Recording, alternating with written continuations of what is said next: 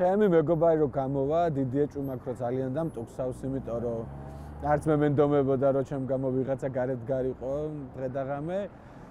თუმცა რა თქმა უნდა, მე უკვე ძალიან ბევრს დავპირდი რომ ზვიადი რო გამოვა რუსთაველზე მოვალთ და იქ უამრავი ადამიანი გველოდება და უნდა გავაცნო ბევრს ზვიადი და ის გაგრძელდება ჩვენი რუტინა ზუსტად ისე როგორც იყო.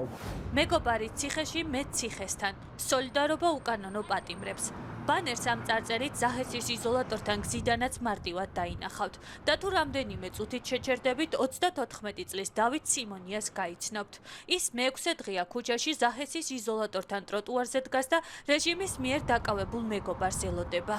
როცა გავიგე რომ დაიჭირეს, პირველი რაც თავში მომივიდა იყო ის რომ ჩვეულებრივად ცხოვრებას ვერ გავაგრძელებდი, იმიტომ რომ ჩემს გარდა ვინც ზვიადს იცნობს, ძალიან ცხადი არის, რამდენად აბსურდი არის ამ ადამიანის აი ესე დაკავება. მე რაც შემიძლია საკუთარ თავს გავუკეთო, ის რომ აქ დავსვა და ამ ქარში და სიცივეში ვამყოფო, ეგ გავაკეთე. საინფორმაციო ჯიხური გავხსენი ზაჰესში, სადაც ადამიანებს უყვების სიმართლის შესახებ და ბევრს უყვების სასამართლო კლანის შესახებ. დათო სიმონიას მეუღლე და მეგობარი ზვიად რობაქიძე 12 იანვარს რესტორან ბაბილოსთან ერთად მივიდნენ. ამ დროს ბელიაშვილის ქუჩაზე ციხეში უკანონოდ გაშვებული პატიმრების მშობლები აქციას მართავდნენ. რესტორანში კი თავკაცი მურუსიძე და ივანიშვილის კლანის სხვა მორჩილი მოსამართლეები ღრეობდნენ. ეს ის დღეა, სუფრასთან მოსახვედრად მოსამართლეები ბანერში რომ ძვრებოდნენ და რესტორანში ლამის დაჩოქილები შედიოდნენ. სამეგობროს ბევრი გულაპარაკია იმაზე, რამდენად პრობლემური არის სასამართლო ჩვენთან და რამდენად მნიშვნელოვანია, საკვანძო მნიშვნელობის არის, რომ სასამართლო სისტემა ქვეყანაში იყოს მოწესრიგებული და გვითქვამს, რომ ოღონდ ეგ იყოს მოწესრიგებული და დანარჩენს ჩვენ მივხედავთ. ზვიადი დააკავეს ბაბილოს გვერდით ტროტუარზე, არც იდგა სავალ ნაწილზე. გვაქვს ვიდეო მტკიცებულება, სადაც ჩანს, რომ ის არც ხმას იღებს, არც იძურის, უბრალოდ დგას. და შორიდან მოდის პოლიციელი, რომელსაც მიზანში ყავს ამოღებული ზვიადი, დააავლებს ხელს და მოიტაცებს დაუმორჩილებლობასა და წვრილმა ხულიგნობას ედავებიან და ვინ ზვიადს იცნობს, სასაცილოდ არ ყოფნის ხოლმე ზვიადის დაუმორჩილებლობა და ხულიგნობა. რეჟიმის ირონიაა, რომ ზვიად რობაქიძე დააკავეს მაშინ, როდესაც ივანიშვილის მოსამართლეების დროს ტარებას აპროტესტებდა. დაკავების შემდეგ კი გაასამართლა ზუსტად იმ მოსამართლემ, რომელიც ამ დღეს თავადაც რესტორანში ქეიფობდა. ყოფილი რუსულის პედაგოგი, უვადო მოსამართლე და თან სანქცირებული ლელა მილდენბერგერი ერთ-ერთია, ვინც ბაბილონში ფორთხვით შევიდა. დიდი მოლოდინები არ ქონდა სასამართლოსთან დაკავშირებული, მაგრამ ის რაც იქ მე ვნახე პირადად, ყველანაირ მოლოდინს აჭარბებდა, არც ერთ სტანდარტში არ ჩდებოდა, არც ერთი თვალსაზრისით, სულ რომ ძალიან მინდოდეს მე იმ ადამიანების გაგება, არ ვიცი როგორ შემილია მათ გავუგო. 34 წლის გრაფიკულ დიზაინერს ზაჰესის იზოლატორთან არაერთი სტუმარი ჰყავს. რუსთაველის გამზირზე აქციების შემდეგ ადამიანები მასთან მოდიან და მხარდაჭერას უცხადებენ. დათოთ სტუმრებს საინტერესო ამბებს უყვება იმ საქართველოზე, მეგობართან ერთად რომ მოიარა და იმ ევროპულ მომავალზე სამშობლოზე ფიქრისას რომ წარმოუდგენია. იზოლატორთან მამის სანახავად ხშირად მოყავთ დათოს 2 წლის შვილიც.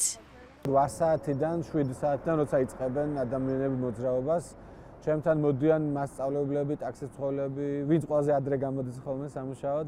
მოაქვთ უამრავი ყავა, ჩაი, სასუსნავი, საჭმელი და ამის გარდა მოაქვთ სითბო და მხარდაჭერა. ზოგი საერთოდ სიტყვასაც არ მეუნება, უბრალოდ თვალებში მიყურებს და ცოტა ოდნავ აცრემლებული აქვს თვალები. მე შვილი მყავს, ჩართული ვარ მის აღზრდაში. ცოტა სინდის მქენჯნის რომ დავტოვე, მაგრამ მოდის ხოლმე ჩემთან ნახულობს.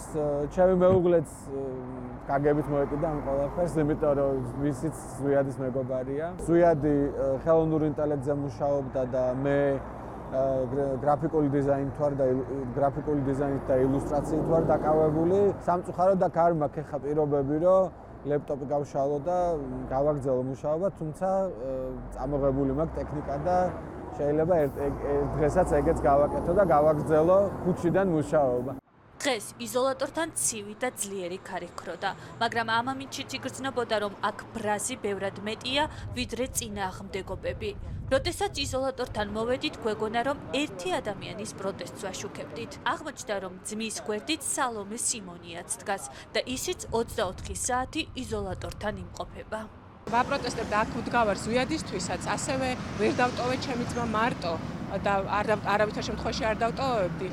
სხვათა შორის ჩემი მეგობარი მოვიდა და 2 ღამის განმავლობაში ჩვენთან ერთად გაათენა. ანუ ეს რაღაცა ჯაჭვურად, ეს მხარდაჭერა და თანადგომა გაიზარდა და ადგილობრივებიც ახლა აი ამ უბანს რაც ეხება, სრულიად გამაუგნებელია ჩემი აზრით, აი ისეთი სოლიდარულები არიან სხვა ტყვეებსაც, რომლებიც არიან მიმდინარედ ახლა აი ამ აქციების ფარგლებში დაკავებულები, მათთვისაც მინდა რაღაცნაირად ეს მხარდამჭერი მესიჯი გავაჟღერო, რომ ვუთხრა, რომ ჩვენ მათ არ დავტოვებთ ამ ტყვეობაში, არ შევწირავთ მათ თავისუფლებას და ასე ვთქვათ, კარგად ყოფნას და აუცილებლად დავიხსნით.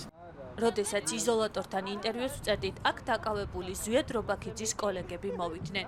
მათ მეგობართან საკვებისა და მარია რესას წიგნის "როგორ დავამარცხოთ დიქტატორის" შეგზავნა სურდათ. ეს ის წიგნია, რომელიც საკუთარ პროცესზე რეჟიმის კიდევ ერთ ტყვეს, ბათუმელების დამფუძნებელს მზია ამაღლობელს ეჭირა ხელში. რეჟიმმა ზვიად რობაქიძის მეგობრებს იზოლატორში წიგნის შეგზავნის უფლება არ მისცა. ფაქტია, ცენზურის ეს ფორმა არავის გაკვირვებია. ეს მოუტანეთ მარია რესას, როგორ დავამარცხოთ დიქტატორი, რომელმაც ცენზურა ვერ გაიარა და არ შეგვატანინეს. მაგრამ დაგვამშვიდეთ. მიტანილი ქონდათ და ვერ შეიტანეს. იქ მივიტანეთ და არ შეგვატანინეს, მაგრამ დაგვამშვიდეს, რომ წიგნებით სავსე არის, იქაურობა და არ დაგვრჩება ბიბლიოთეკა და რატო არ შეიძლება ეს? ისი სათაურიდან გამომდინარე. საინტერესოა.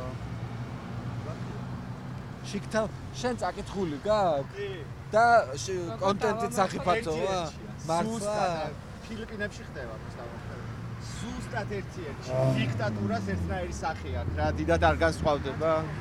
ანუ სწორია რომ არ შეგვატანინეს?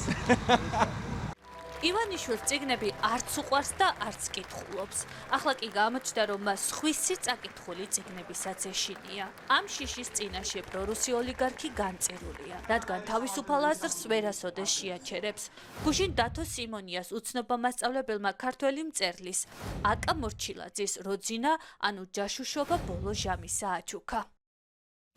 დათო, სანამ თქვენს მეგობარ ზვიადს გაათავისუფლებენ, ლოდინის შესამსუბუქებლად, ჩემი საყვარელი მწერლის წიგნი თქვენ. ჩვენი სამშობლო არაზროს იქნება როძინა, რადგან თქვენნაირი შვილები ჰყავს საქართველოს. ნოემბრის თვიდან ქვეყანაში ქართული ოცნების არალეგიტიმური რეჟიმის წინააღმდეგ უწყვეტი პროტესტი მიმდინარეობს.